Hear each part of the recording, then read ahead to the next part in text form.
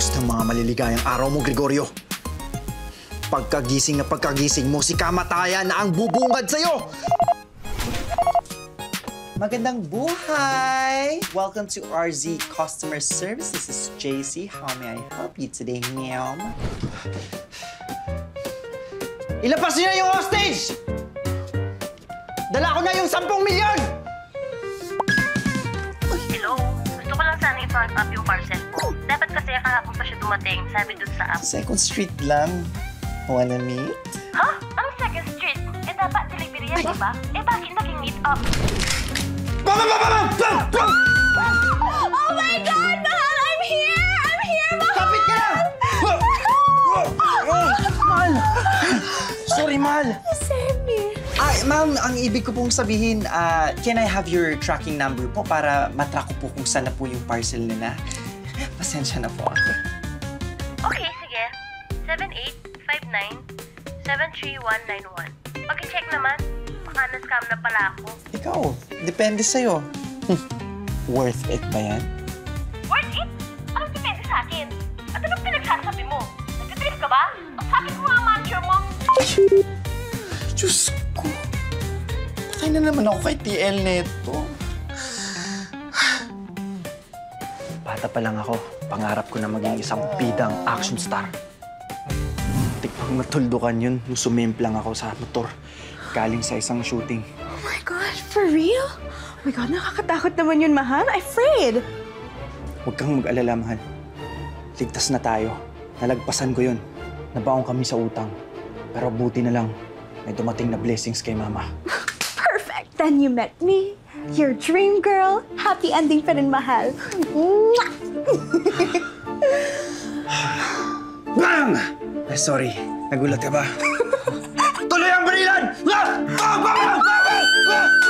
Hindi naman ako mai-evict. Eh, di ba, good payer naman ako? JC, it's not about payment. Ang issue kasi, mga sunod-sunod na complaint ng mga neighbors mo. Pagdadala mo ng lalaki sa unit gabi-gabi, alam mong may lag ang guard natin sa baba. Maging siya, nag-aalala na din sa tuwing ilalag ang guest mo. Iba-iba. Ay, OA. Ang OA nila. Super. Pocholo, Ay, ma'am, pinsa ko yan. Justin, Naku, mamo, bading yun. Rog, Ako, workmate ko lang yun, no? Arturo. Isa-isahin pa natin talaga. Sige na, please, mamu. Magmamakaawa ko. Huwag naman ako i-evict. Magpapay na ako and good girl na. Promise. Pasensya ka na talaga, JC. Mas iniisip ko kasi ang kapakanan ng nakararami. Ibabalik ko na lang ang binayad mong advance. Sige, mamu. Thank you. At yan na ang araw mo. Okay.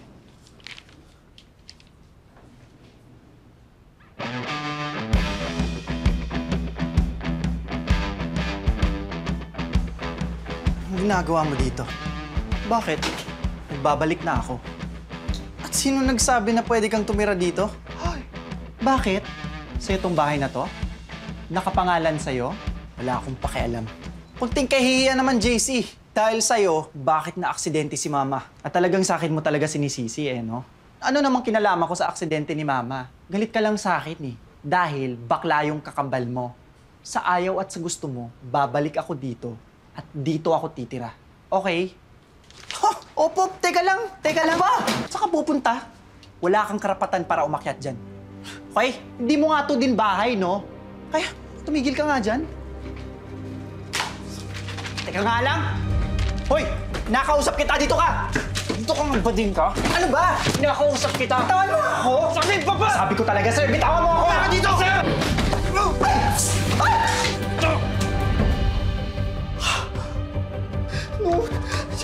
JM, no!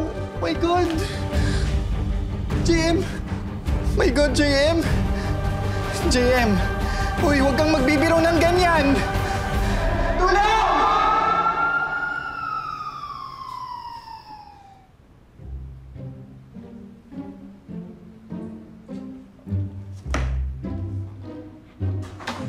Oy, Tol!